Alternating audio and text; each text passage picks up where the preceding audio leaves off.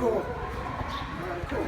I'm here with Mr. Craig Valentine, 1999 world champion of public speaking. He's a great coach, he's a good trainer, he's a great mentor, and he's a person I've looked up to since I started joining Toastmasters. Thank you very much for giving me this time. Oh, you're very welcome. Mr. Valentine, yes. If you could just give us a couple of pointers, just your story, like your then, now, and how. Why are you here? Where are you from? Where are you going? Well, I'm not sure why I'm here, but I know where I'm going. No, I think it's important to jump in what you fall in. Yeah. Right? So I was the world champion of public speaking back in '99, closed out the millennium. Yeah. Right? And then probably about a half a year later, I got a call from a guy named Wade Randolph. And Wade said, Craig, I want you to coach me on public speaking. Yeah. I said, Wade, I'm not a coach, I'm just a speaker. Yeah. He said, but I really want you as a coach. I said, wait, I wouldn't even know where to start. He said, I'll pay you. I said, that's a good place to start.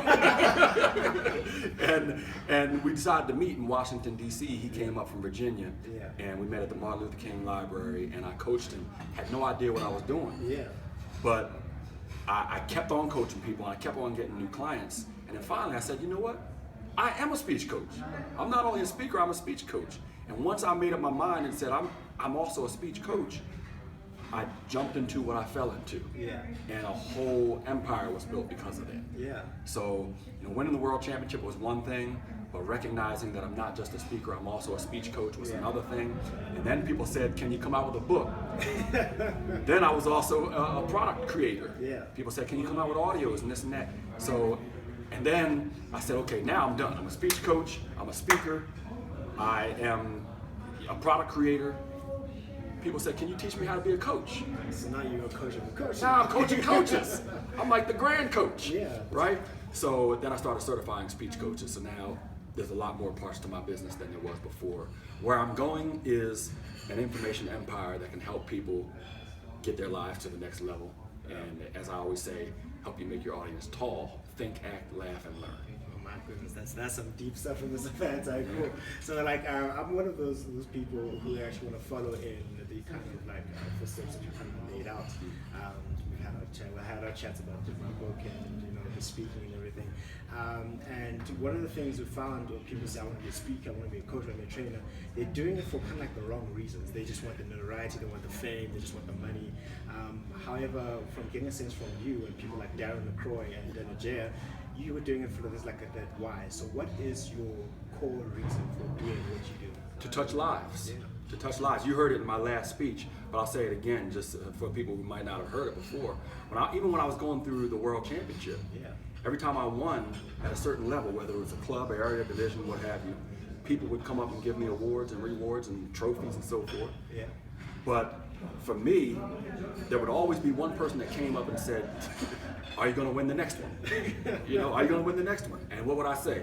I would say, I don't know, I'm just wanting to touch lives. Yeah, that was always my mind. I just want to touch lives. Yeah. And like I told you all earlier today, every time I reached out my hand to touch a life, somebody put a trophy in it. Yeah. But I think that's the difference between me and some of the other people who you had mentioned. Yeah. Not Darren and those folks, but people who want to do this but are doing it for the wrong reason. Is every time I reached out my hand, I didn't reach out my hand for the trophy. I reached out my hand for the life. And so it's really about touching lives for me, which is why products, services, coaching, certifying coaches who will be in front of audiences I'll never be in front of, just helps me reach and touch more lives. And that's what it's all about. So it's all about leaving that legacy, something that's going to outlive you. Legendary life. Legendary Legendary life. I don't care about people fussing over me right now. Yeah. But when I'm gone, go ahead and fuss over me. That's it. I don't mind being a legend. Yeah, so you are definitely a legend in the world of Toastmasters International, like 100%. And the fact that you love continuous improvement, and that's what this organization is about. I heard from another colleague of ours, Douglas Kruger. Yeah, sure.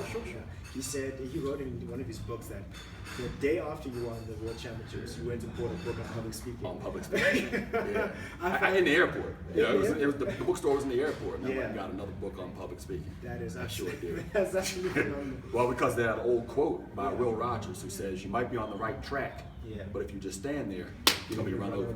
So I need to keep it moving. That is, yeah, it's such an inspiration. Another question is that most people, to my dismay, don't know Toastmasters. They don't know what it's about and what it can actually do for them. It's changed many people's lives. What has it done for you, and what have you seen physically do for other people that can get people to actually realize the value that we add here? Toastmasters, for me, I always say I'm in Toastmasters for life. Yeah. I came to Toastmasters, I used to be a 10-year-old kid with a lisp. Yeah. You know, I asked somebody earlier, they didn't know who Daffy Duck was, but Daffy Duck is a cartoon character, Daffy Duck, right? And that's what I was called as a 10-year-old. So take that 10-year-old who somebody said, don't talk anymore because you remind me of Daffy Duck, to 18 years after that being the world champion of public speaking. Yeah. That says something, and it's all due to Toastmasters. Not half, not 50%, not 90%. All of it. All of it is due to Toastmasters, because it never would have happened without Toastmasters. And so when I'm talking to people today, I just tell them my story, and they realize that Toastmasters was the cure. Yeah. It was the cure, and it can be the cure for them. Whether they want to be a professional speaker or just be a better presenter in their organization, or just as the two ladies I was talking to at lunch, get the nerve to say anything. Hi, that's exactly right. Because the Toastmasters can help you do that. It helps you be a better speaker, a better leader, and in my opinion, just a much better person. Definitely. Everywhere I've gone in the world, people have this same Toastmaster spirit of wanting to lift each other up rather than break each other down. Definitely, and that's something, I mean, in corporate environments, it's not the same. In corporates, people are like standing with each other. However, in this organization, we lift each other up. That's why people from different races, religions, cultures, creeds, organization types, whether you're a junior consultant or a principal consultant, will come to one place just for you to build yourself up. None of the titles matter. None of them matter. Because with or without them, you can touch a life, you can lift people up. Definitely. And that's, to me, what it's about. Yeah. And the last one I'd like to just kind of like close off with is, if you could just tell the story. When I first saw on YouTube, this is the very first story that I saw, and it was the story about your dream is not for sale. So if you could just relate that story to people, because that's the message I want to leave them with, that your dream is not for sale, and you're the person who can do that better than anyone else, because it is your story. I will try to steal it. I'll try, and then say copyright Craig Valentine. If you just relate that story. Well, I'll do it. It's difficult to not do the whole thing, but I'll try to cut it a little bit short. And basically what happened was, I was working with an internet company, and I wanted to go full-time into professional speaker. And I went to the vice president, who, as you know, looked like a young David Beckham. And I said, I'm going to be leaving. And he said, why? I said, because my dream is always to be a professional speaker. And he said, you can't leave. And I said, what do you mean I can't leave? And he said, we're going to raise your salary to this. And he just kept raising the salary and raising it and raising it and raising it. And I said, this is not a financial decision. This is about my dream. It's a dream decision. And finally, he says, okay, how about if we raise your salary to well above $100,000? Was that like a month, or was it per year? That was per year, 100,000 US dollars. And I was like, dreams are overrated. For 6 minutes after that, that's fine. And I went home and I talked to my wife, and she was the one who said, look, you've been wanting this forever. This is all we've talked about. I don't care how much they pay you, your dream is not for sale. And she talked to me about letting the good get in the way of the best and all this and that. And that's when I thought, you know what, my dream isn't for sale. And I ended up leaving. And I went back to him and I said, look, my wife said my dream isn't for sale. Just use your wife as a shield. It's her fault. It's her mine.